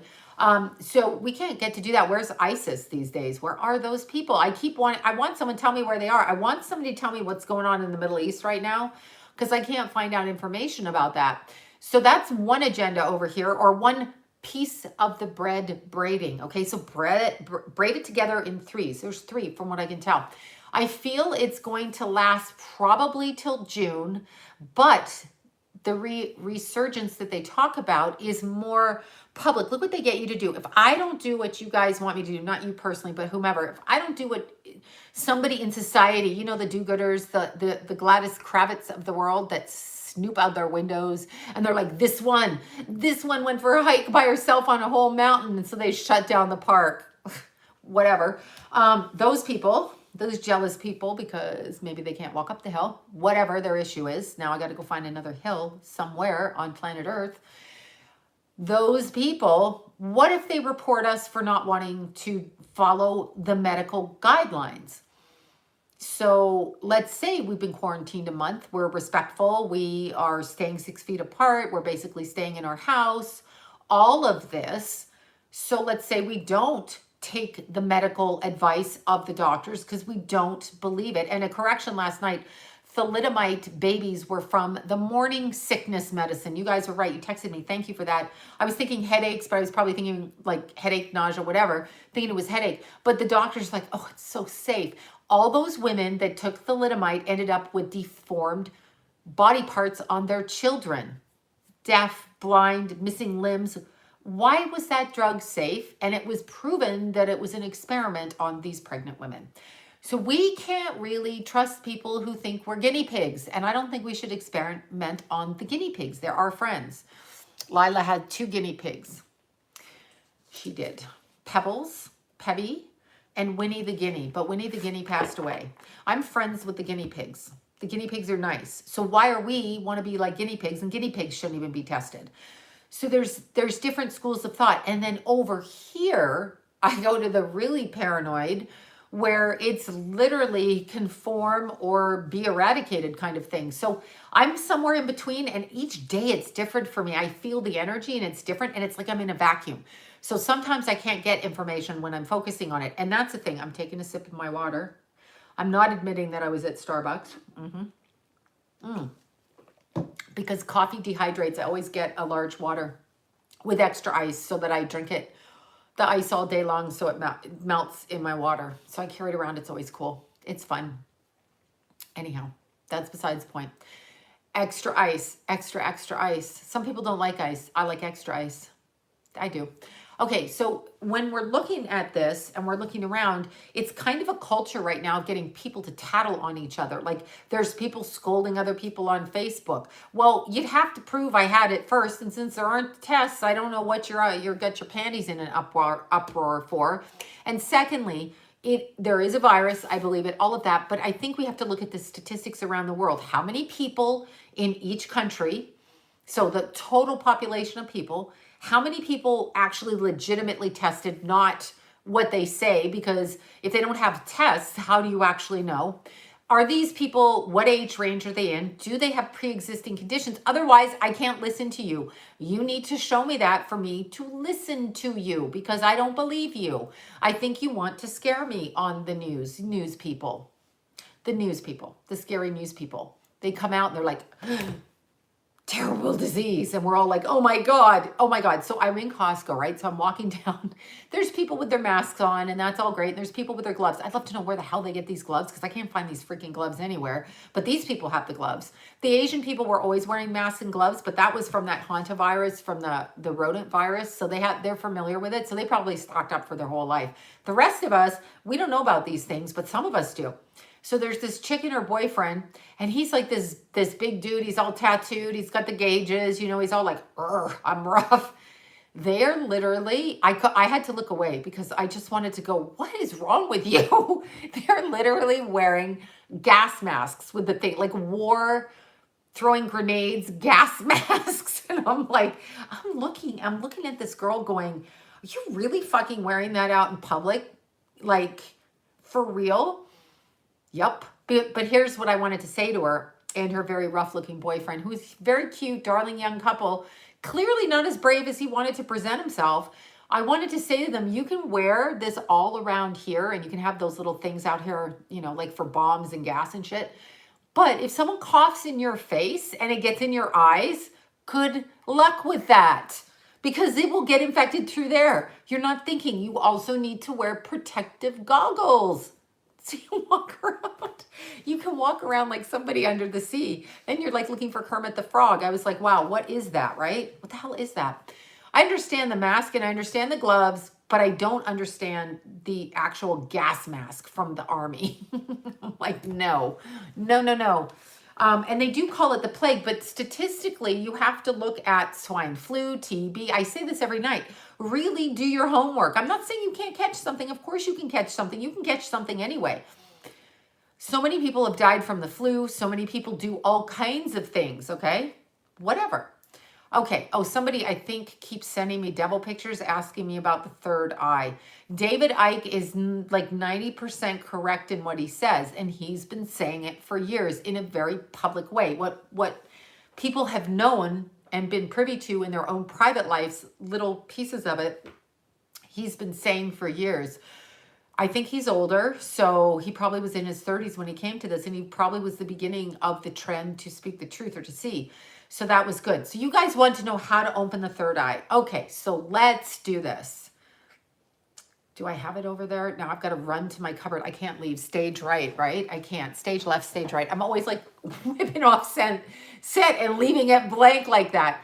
But I think I might have to show you. Hold on one sec. Don't yell at me. Don't yell. I'm going off. I should have thought about this, but I did not. Oh, where is that shit? Okay, of course, I couldn't find it. Okay, I'm back. I couldn't find it. I was getting my jar of turmeric that I got at Costco. So I make a paste, like I told you guys, for an entire month. And I put it literally right here, just like this. So just follow my eye line, but I leave it right there. I do that and I start my morning, every single morning, drinking hot water because I want to remove what is toxic in my body. So these are physical things I do. Then when I'm meditating, I literally focus, I close my eyes and I literally focus my intention on my third eye. And I ask my guides to open my third eye. Problem from so many of my clients, the problem I have with these, that they have with understanding if they're psychic or not, is they're expecting something to jump right in front of them and go, oh my God, I'm here. I'm a dead person. Here I am. It doesn't work like that. It's very subtle. So they don't understand the subtleness, the subtleties of what's going on. So when you're working with your third eye, I'm just looking, I've got to look, see? I can see my hair now. I just saw my hair. I'm a Leo. I have to like make it pretty. Okay, so it's not going to be tonight, whatever. The third eye, when you start to receive information, okay, from your third eye, it will be something like a flash, just a quick flash. So you could be looking over there, talking to somebody and get a quick flash here, or see something like it's a movie in your head. Like remember those old movie projectors and they had like little, squares. So you could go through it like this. So the square, the lady's here, then she's bending over, then she's picking up a suitcase, then she's walking off over here. It's kind of like that. You see little snippets of that. So what you need to do when you meditate is just basically focus the energy here. So you're going to say in your head, I'm going to open my third eye. And you need to be really open to it. Another good way is right before you go to bed and fall asleep, you ask your guides to show you, help you see on an intuitive level in a different way. Wait for it to happen. It just doesn't jump out the next day. You know, it's not like, hi, here I am. Now you're super psychic. You can see everything. You've got X-ray vision like Superman. No, it's very subtle, and you've got to get used to the subtleties. You have to learn the way that your vision works for you. Everybody's mistaken about thinking that they can do it the same as everybody else. It doesn't really work like that. It's like, how do we express it depends on how we express ourselves as people. So the more talkative ones of us, of which I'm not, I'm super quiet and shy, but anyway, the more talkative ones, we will experience things from clairaudience and we will blurt things out. The more sensitive and shy, maybe your water sign people will get feelings. They'll have feelings. They'll say things like, I have feeling. I feel like, I feel this. That is psychic, okay? You're never going to prove psychic, so don't even try. Just give your information, stand behind your information, own your information. So that's what you do. You just say, this is what I feel, here it is. And another misconception, anytime, look, I've got to be annoying and do this. Anytime a psychic says they're 98% right, they're full of shit. You can never be right 100% as a psychic. It's impossible because they would call you God, and that's impossible. And secondly, when you're reading energy, for example, it's up to the interpretation of the psychic from their intuitive education in this life. So when they pick up information, it's coming from, okay, the information's coming to them, but how they relay it to you is from in the context of how they put the puzzle pieces together. And sometimes they don't show us everything, and sometimes it's 2 years out. And sometimes we say it here and it happens over there. And sometimes we are better connected to some people and not other people for whatever reason. Some people go to a psychic and they really are going to hide their energy because they're just trying to fucking test us. Okay, so there you go. That's cute. But they do it, or they have secrets and they're not prepared to acknowledge it. So you can say something, but they're like, yeah, that's not right. Okay, fine. It's not right then. That's cool. That's how it works. But not every psychic's going to be right all the time. It's impossible. How can you be right all the time? You can't. You're reading the energy, and some days your energy is more receptive, and sometimes they don't want us to pick up stuff. Maybe I won't pick it up, but maybe she will pick it up, or she will pick it up, or whoever will pick it up. So it just depends. So we have to stop saying as psychics, you know, I'm #1 in the world. I love that. Best psychic in the world. You see it all the time. What does that mean, really? Who have we tested in the world? Is there some kind of universal test for psychics that I don't know about? Because it's an intuitive art form, so it's an expression coming from the other side that you can't really harness. That's the fun of it, in my opinion. So these people call themselves the best psychics in the entire world. Okay, says who, by whom, and why. I don't do that even when I'm asked to be in magazines or things like that, or be one of the top 50 or whatever. I actually refuse all of that and request that they don't use my name in any way, because that is a way of marketing me and pitting me as a psychic person against other people when it's not about that. It's about you, a client, coming to me, a psychic or an intuitive or a medium or an astrologer, whatever, a tarot card reader, whatever it is, and you resonating with me and me using my life force to try to help you because you've come to me for help. You can't really say a psychic can go around the entire world, read everybody, and be the best psychic. That's just a load of crap. Also in the spiritual community, you get a lot of people that are very much cliquish and they all think it's a certain way. They're all like, well, you're going to pray and wear this and look like this and elevate yourself and you can have anything you want. Trust me, if you could have anything you want, they would have everything that they wanted, but they don't even have everything they want. So pay attention to it. Go to psychics with open minds and take the information that works for you. That's what you do. You take what works for you. If it doesn't work for you, it doesn't work for you. Okay, there's some message in it though. There's something you learned from the person, even if you didn't get the reading you want. A lot of times a person will go to a psychic and we get information that's focus on one area and they want information over here. And it's like, oh, they don't like it. They're like, no, I want to know this. And it's like, but I got to tell you this. I had a woman actually hang up on me. She wanted to talk about Sasquatch. I like Sasquatch. I feel Sasquatch is like the virus. I want to call this the Sasquatch virus. Anyway, she wanted to talk about that, but her mother came through and her mother wanted to talk. And I guess it was a very nasty situation in childhood, which she did acknowledge, but the mother was trying to speak and I couldn't not say what I had to say. Anyway, she got so pissed that I wasn't talking about Sasquatch that she hung up on my ass. And I was like, okay, well, I can't help it. Sometimes I have to say the information. And once I get it out of my mouth, then I can talk about Sasquatch or whatever it is you want to. But that was a hard one because trying to explain to somebody who's unwilling to hear you is a problem. Thank you for the super chat. Like I'm going, because I refuse to wear these. Let's see if I don't know. Should I put these on? I can't even believe I have to wear glasses. I'm in denial. Okay, there. What's this look like? I still can't read. Wow, I think I need new glasses. See, I can't even read. I'm like, oh God. So this is what I look like with them on. Do I look like a naughty school teacher or something? Remember back in the day, they would put the glasses on, the strippers, to make them look like sexy secretaries and go out there? You probably all are too young for that. Yeah, I don't think glasses makes anybody look anything except like I can't see. Sometimes cute, it depends. But okay, so when you're picking a psychic, you should pick with somebody that you resonate with. And oh, this is for all my clients out there, people who want to do this type of work. This is what I suggest. If you want to start doing readings, pick 3 or 4 of your friends, take 10 or 15 minutes, tell them to ask you a question, get the information you get, give it to them. Don't do it too long because they'll drive you crazy if you get anything right. So then you have to charge them so that they don't drain the shit out of you. But get the information. Tell them to be truthful with you, but don't judge what they say because I understand some people don't want to hear things, etc. Practice like that.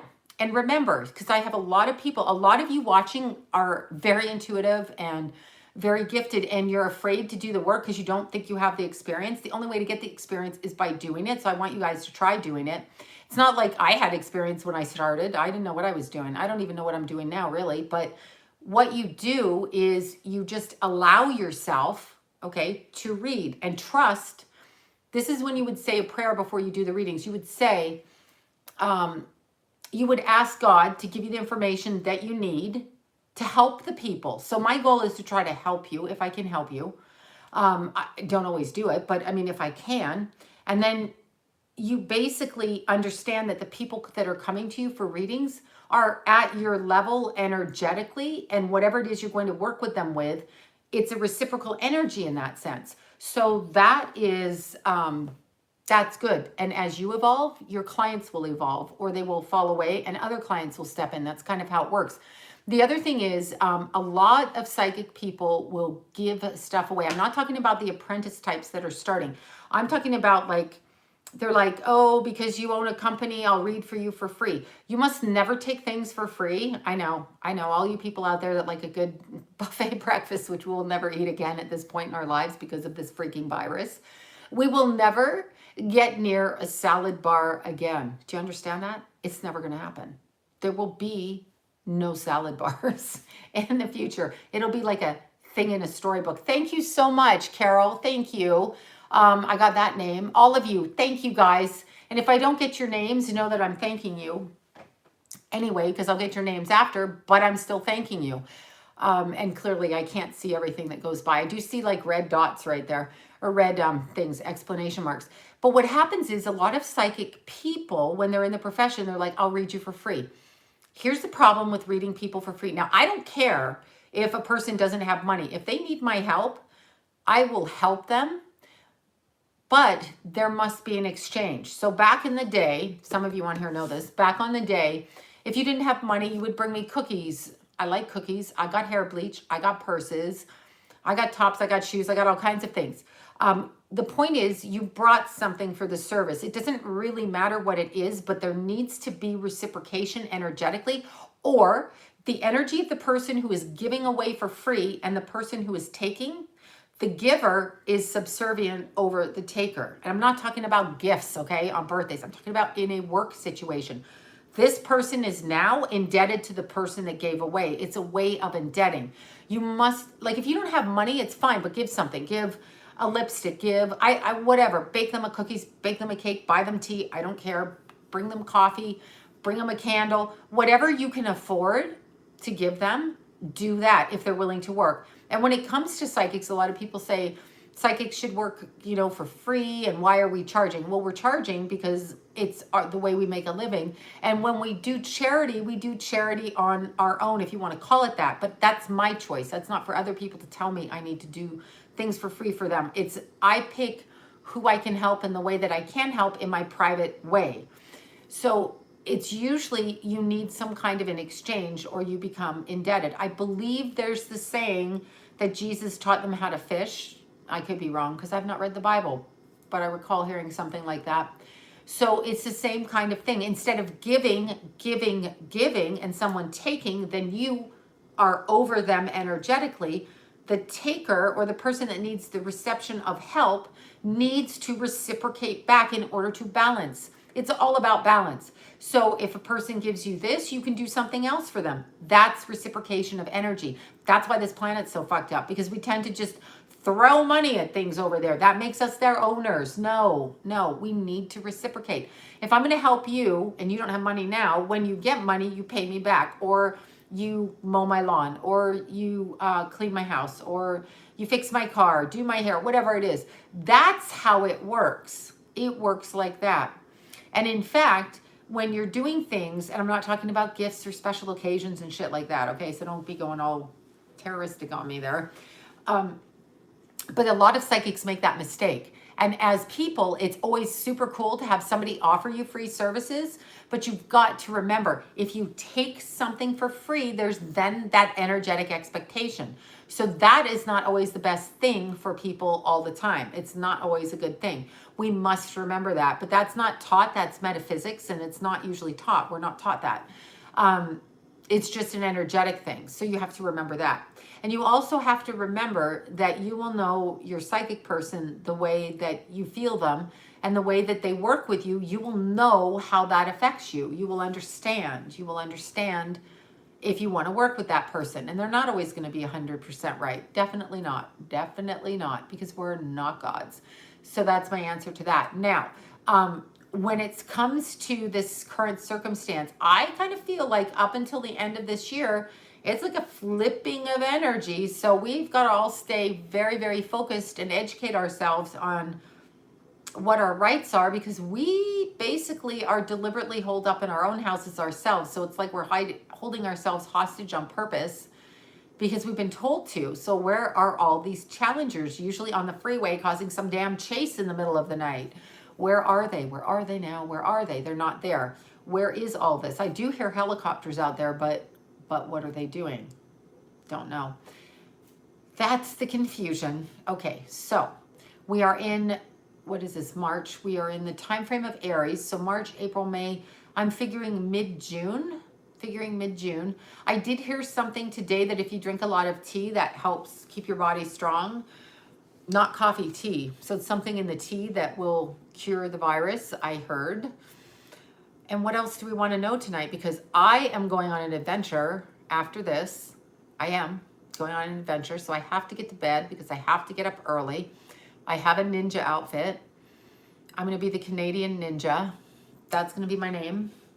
And I'm going to go places and do things in the cover of night where I can't get myself in any trouble. I'm just going to be the ninja. Ninja warrior in the middle of the night. I've always wanted to play that, so that's what I'm going to do. Okay, wait, I saw Moldavite there. Moldavite, yes, ninjas wear Moldavite.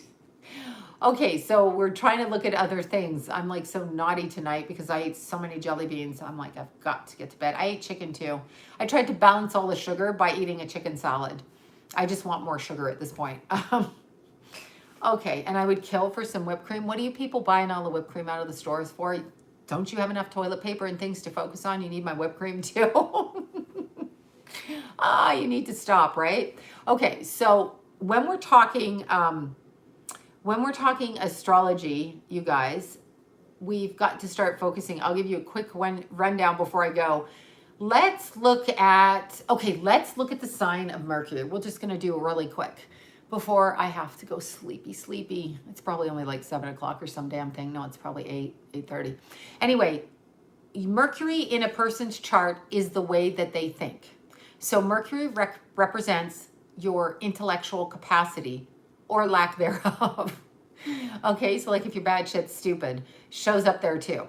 So the sign that Mercury is placed in actually tells you how you go about the structure of your thinking. So we have Mercury, and I know you guys all know Mercury retrograde, right? Thank you for that. Okay, see, I've got a Robin, thank you. I'm like, ugh. Forgive my eyesight. I don't know what's wrong. Too much sugar. Actually, if you eat a lot of sugar, you like this. Okay, so Mercury retrograde, everybody gets bent out of shape. I'm going to say this again. I can't say this any other way. If you are born with Mercury in retrograde, a person, not the time frame, it is a spiritual point in your chart.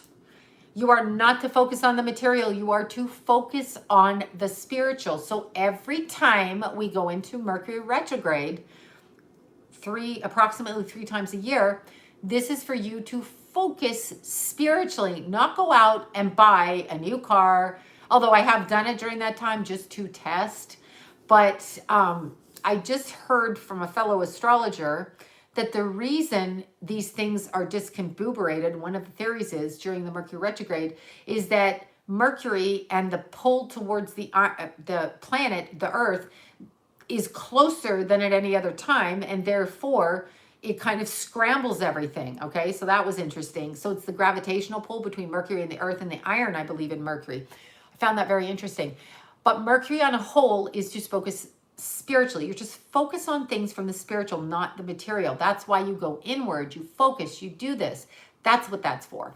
So Mercury retrograde at birth tells me that you've come in to actually learn through the spiritual lessons in your life while living a material life or mundane life in the material world, so to speak. This planet, our currency is money. So it's very hard to just put that aside and say, I'm not going to focus on that, because we all have rent to pay, bleach to buy, gas to put in our car, cookies, coffee, whatever our things are, shoes, running shoes, all of that.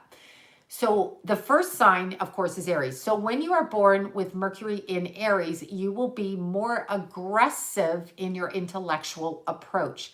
There is an aggressive tongue to the way you speak. There is an argumentative style. There is banter, like a lawyer. You banter.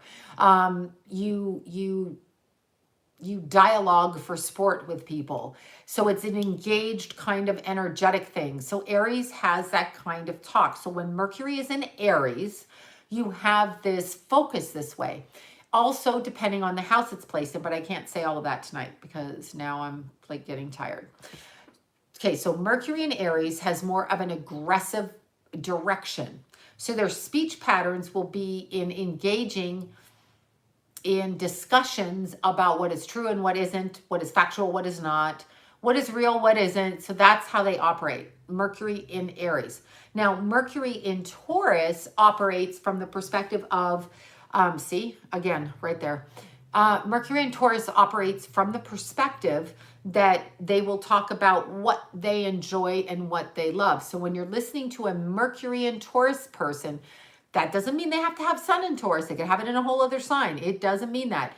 Mercury in Taurus is going to be talking about the things that they love. Movies they saw, material they bought, couches they want to buy, dishes, artwork, how to make more money, how to transform their business, how to beautify themselves, how to garden more. Whatever their passion is, Mercury in Taurus will focus on that, and they will describe it to you.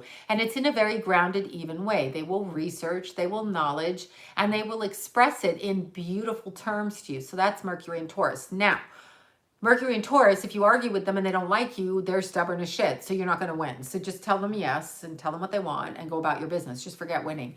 That's with Mercury and Taurus. Same with Mercury and Aries. That's more argumentative though. So the Aries person would argue with you. The Taurus person would just not budge. They just look at you and go, yeah, I'm right. And they're not going to say, leave the room and go do what they like. And you'd be like, shut up, you're not right. And the Mercury and Taurus person because it's the intellect. It's how we communicate through our intellect.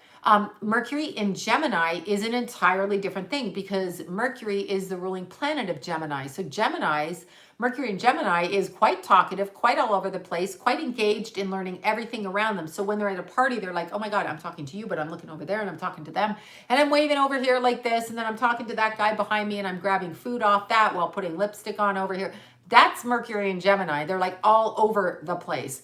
And it's naturally comfortable for them to multitask like that because Mercury in Gemini, that's natural. Okay, so that's natural. It's like a natural position. Depending on what house it's placed in, gives it another kind of undertone to it. Now, when we go retrograde, Mercury in Gemini will speak what they don't want to reveal about themselves. So that could be a huge problem too. They will say shit and they'll be like, I don't know why I just said that. Because they get affected by the mercurial energy. Okay, so Mercury in Cancer will tell you, and this is how you tell a Mercury in Cancer, regardless of their sun sign, rising sign, or moon sign. Mercury in Cancer will absolutely reminisce about the past. What happened when they were a kid, what happened last week, their ex-girlfriend, their ex-boyfriend, the tree down the street, what you did to them last week or last year. They never forget. They have memories like elephants, and those elephant memories never fucking forget. So if you piss a Mercury in Cancer off, you're going to hear about it for the rest of your life. They will not let you forget. So they have a relating style of throwing your past indiscretions right at you. Even if you just ate 3 cookies and lied about it, they will throw that in your face. But they can remember things, so they're extremely good at trivia. They have minds that absorb like a sponge. They remember everything, and they just are like little sponges with that. So Mercury in Cancer has a retention memory. They can do that. So if you tell them something, they won't forget it. It won't be going out of their head anytime soon. They will remember it until the day that you take your last breath and probably punish you for it too. So Mercury in Cancer, and they also have a very photographic memory. So when they see something, it's visually imprinted, and then it becomes part of their past. And when it becomes part of their past, then they can speak to you. I'm all fidgety here. Sorry. I'm a fidgeter tonight. Okay, so Mercury in Leo has grand, dramatic conversations and expressions. So Mercury in Leo comes into a room, and instead of going, hi, how are you? They're like, hi, how are you? And they come in the room and you're like, oh my God, here it comes. And they will talk in flamboyant, colorful language in order to get the attention during the conversation. They will talk about their projects, what they're doing, their hair. They will talk about their children. They will talk about their creative vision for the future. So that's how you tell a Mercury in Leo. They will do that, but they are flamboyant in their speech. They come in and they're like, look, I'm going to tell you this. And you're like, good God, back up. So they're that way. They don't ever just come in. It's like a loud, booming conversation. And they will describe it in very, almost like storytellers and colorful verbiage. So that's how you tell a Mercury in Leo. So when you go to Mercury in Virgo, also a natural position because Mercury is the ruling planet of Virgo. Virgo is in-depth, focused mind. So when you get around a Mercury in Virgo, regardless of sun sign or moon sign, they will tell you all about usually things that are very, very specific to certain ideas. They have expertise in their thought process. So if they start to speak to you, you can be darn sure they are an expert on the topic. The topics range from health and health food and how to take care of yourself, and very specifics in business. So if you have a researcher in a business, this would be your Mercury in Virgo. They too get thrown off the edge when it is Mercury retrograde because they are affected directly. The rest of us are affected, but people with Gemini and Virgo Mercuries are the most affected because it's their ruling planet. So when their parent planet goes crazy, they go crazy. So Mercury in Virgo is very, very specifically focused on the expertise of the conversation. They won't speak unless it is something that they know about. So you'll never hear a Mercury in Virgo making up shit about something they know nothing about. They won't do it, which is a good thing. They're just very focused and very direct, and they're about telling you how to fix things. Whatever the conversation is, it's always geared and rounded up towards fixing things, which is great. So then from there, we have Mercury in Libra. Mercury in Libra is so interesting because it is beautiful and eloquent in speech, but it is also chaos causing in speech. Mercury in Libra likes, with forked tongue, two tongues, to speak one way over here and watch the interaction around them and then try to harness it back into perfection and beauty. So they can be a little bit like that. So they can be contrary in certain aspects of their conversation. But when they are being contrary, it's very beautiful in the way that they speak. It's eloquent, it's stylish, it's well put together, it's done with perfect lipstick on. But keep in mind, they will say one thing over here to watch what's said over here in order to take the conversation back here and balance. That's what they do. Mercury and Libra, I'm talking about. They will also talk about things that are unjust and unfair, which drive them crazy. So if they are in a neighborhood where something is out of balance or out of whack, you're going to have conversations with your Mercury and Libra in that capacity. Okay, so Mercury and Libra, we go to Mercury in Scorpio. So Mercury in Scorpio, okay, sorry, creepy. My lipstick's gathering around my mouth, too much jelly bean sugar. All right, so Mercury in Scorpio is an interesting one because Mercury in Scorpio will never express fully what they are thinking because, of course, it's a secret, right? They're secret private agents and they can't tell you what they're thinking. However, their speech is done through their lack of communication with what's around them. So when they speak, they are speaking from everything that they've observed that's going on that they haven't mentioned, haven't butted into, haven't said a word. But when they do speak, they're aware of the accumulation of all of that, and they're able to present their conversation in that way without revealing their emotions. So unlike a Leo that will speak with expressive emotional context, the Scorpio will speak with, I know what's going on all under here, but I'm not attached to it emotionally, but I've observed it. So they come in like that. I mean, they make wonderful, your Mercury and Scorpio make wonderful doctors, really, quite frankly, and people that take care of other people because they can see everything that they need to do and come in and speak from a detached perspective without, making it scary for the people they're helping. So they have that kind of observation, which is very, very good. So you've got your Mercury in Scorpio. So they are absorbing what's around them. So then you go from Mercury in Scorpio to Mercury in Sag. Now, Mercury in Sag is an interesting one as well because Mercury in Sag is like, if I can slow down to learn something next Thursday after I have learned this, then I will learn that. And they are constantly talking and educating people about the newest way that they perceive the world. That's how you tell a Mercury in Sagittarius. Thank you. I see a thank you with a big bouncy thing. I saw that. I'm like, thank you, whoever that was. Mwah. To everybody who donates. That's actually really nice. And thank you for that. But Mercury and Sag, when you're looking at Sag, they're going to talk to you about their new life philosophy. So what have they learned this week and what do they need to communicate with you and what do we all need to study so that we can then get on the same page? Because they're all about that. They're about educating us about what they've learned in the world. Okay, so Mercury and Sag loves that. So they will come and they will find the newest diet fad, the newest education, the newest school, homeschool, whatever, or the newest basketball shot or the newest exercise phase, and they will study it, and then they will come to you and tell you about what they've learned. So their information spreading, but there's always a little bit of a spiritual twist to it with them. This will be good because it's going to open you up. So they're considering it in that way. They come up with these new informative ideas that they've tried and they've tested and they've educated themselves with, and now they're going to educate you. So they make wonderful teachers. Okay, Mercury in Sag, I'm like, where are we going? Mercury in Capricorn. So when we go to Mercury in Capricorn, we go to people that are constantly deciding about how and what they're going to talk, and they really focus in and harness in on the things that they're doing within their world to grow as people, but in the material way.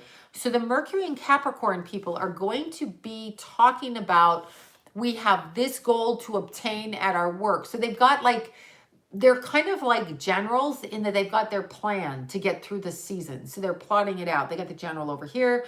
They got the horse over there. They got this over there. They got a safe house over there. They're doing that over there. And they're telling us about the plan for the war that they're in within the context of where they're going in their business. It's usually connected like that with them. Or they're trying to find that passion through what they do. So they'll always tell you it's a working mind. It's a working mindset all the time. They don't just like relax. I mean, they can, but they don't. It's all about like, I'm going to get to the next goal, this level, that level. This is what I'm going to do. So your Mercury and Capricorn really are people who are focused on the end goal. And it's usually not a frivolous goal. They've got some pretty intense nature. When you talk to them, you'll know they're serious. They're the ones that are studying something and very serious about it. Like they're like, I can't come out and play tonight because I have to study. So they're very, very serious. So for Mercury in Capricorn, you go to Mercury in Aquarius. Now, Mercury in Aquarius gives it a little bit of an extra kind of oddity in the way that they convey communication. They actually speak from the perspective of things that other people haven't thought of, and they do so on purpose. So they don't ever enter a conversation with the commonality of what's around them. They enter a conversation with something that is considered unique and kind of in a different direction mentally. So if you all are talking about, we should all do this in the summer, they're going to come up with an idea that takes your idea and pushes it over here and gives it a new vantage point. So they're good for opening up your eyes or just basically shocking you to death with what they say if they can't direct your attention with your intellect. If they can't get you to think on their page, they'll just say something shocking to make you go, what? And then you have to think on their page because they said something shocking, right? So they will do that kind of thing. And it's usually a like-minded. So when Aquarius is talking, they're talking about like, how do I get you to come over here with me? And how can we formulate this over here? So it's interesting. And they are interested in friendship. So they tend to communicate all these things within the context of their friends, okay? Meaning people, they're communicating in their strongest sense with people that they consider to be friends. So we have the Mercury in Aquarius. And then what comes after Aquarius? God forbid I forget anything, being an astrologer and all. I just skipped a whole sign somewhere, I'm pretty sure, but I don't know where. Anyway, then we go to Mercury in Pisces. Now, this one to me, Mercury in Pisces is difficult. Pisces does not like reality. So Mercury in Pisces wants to see, let me give you an example. If you were dating a man with Mercury in Pisces, he doesn't want you to just come home and like rip your clothes off. No lingerie. He wants to see lingerie and the illusion. So when you come home and you don't have your makeup on and you smell like a troll and, you have arm hair under your armpits, you know what I'm saying? You have that. The Mercury in Pisces male would be like, oh, I can't see that. So I can't see that. My eyes are burning. They don't like reality. So Mercury in Pisces makes up conversations that fit what they need to have happen so that it doesn't ruin the picture of the people they're communicating with. So until they're ready to see the truth in a conversation, they will structure the conversation to go along with, because it's more easy than seeing reality. So they speak in terms of fantasy. And I don't mean like cuckoo fantasy, like, oh, I think I'm Mickey Mouse. Not like that. They speak in terms of, let's say they didn't pay their electric bill and the lights went off. They wouldn't tell you that. They would speak in terms of how romantic it was to live in a dark house because you could live by candlelight and how this was a choice of theirs. They wouldn't tell you that they didn't pay their bill because they lost their job and then had to take care of their sick mother and were drinking too much at night. And so they want to set up this thing. And they like to drink too. I'll just say that. And do drugs. Okay, so that's Mercury in Pisces. But here's the really cool thing about Mercury in Pisces.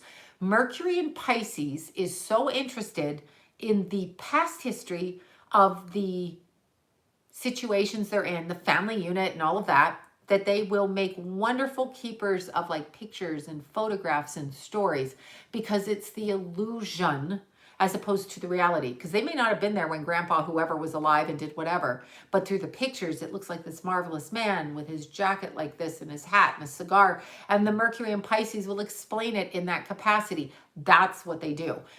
So it's a very creative, almost artistic expression designed to stop them from seeing reality. But I love Mercury and Pisces. That's Mercury and Pisces, not necessarily Pisces or Pisces moon. Mercury, the way that you think and the way that you communicate with your thoughts. And now my head is spun and my little eyes are like, oh, because I stuck my eyelash down there. All right, my mascara is especially sticky tonight. I might have used an old one, I don't know. Okay, you guys, so I will be back. Now I did that. Look, can you see my eye twitching? It's twitching again. It's twitching time. I am going on an adventure, and I may turn my camera on my adventure when I'm far enough away from people on my adventure. At least 6 feet away, if not several hours away from other people. I will do this, and so you can see, but I don't know how long it will be because sometimes I don't even get reception on my adventures. So that's what I will do. And until I see you guys again, thank you all for the super chats and the super stickers. I swear to God, one day I will get this right. I couldn't even find my, what do you call that? My tripod. I usually put this on. I had to use a different one because I couldn't find the other one. I was like, oh my God, where did it go? It was here, but somebody's a trickster in the house and it's missing and there's nobody even here. That's right. So good night, you guys. Have a good night. It's the weekend, I think, unless I'm wrong, but I believe it's the weekend, and I will see you soon. If I am late responding to your emails or charts or anything, I am getting to everybody. I'm a little backlogged, so I really, truly appreciate you guys understanding that. And I don't know what else to say. I'll be back. I sound like Arnold. I'll be back. Okay, bye you guys. Have a good night. Thanks for tuning in to whatever this is. Whatever this is. And yeah, that's it. And I'm going to say hi to Carol and her man. I'm not going to name them because that will give them away. But I'm going to say goodnight to them. I'll be texting you soon. I'll say goodnight. Bye you guys. Okay. Oh, I forgot one story. I'm going by you guys. I forgot one story. Okay, so my Jason was totally not wanting to like hang out with me. So he doesn't like to admit that he's got like any connection to anything that I like to do. So since the gym's closed down, he's really stuck, as in he can't go into his gym. So I was driving home from Costco, went to get gas, and I see this cute kid running down the street. And I'm like, God, that looks so familiar. But of course I'm now wearing my glasses. And I drive up and I'm like, it's my Jason. So I videotaped him. Boy, when he figured out what I did, somebody got yelled at. But I just covered my ears. I went, huh? Sorry, can't hear you. No, speak English. Okay, you guys. Over and out. I will see you soon. Peace out, everybody. Bye.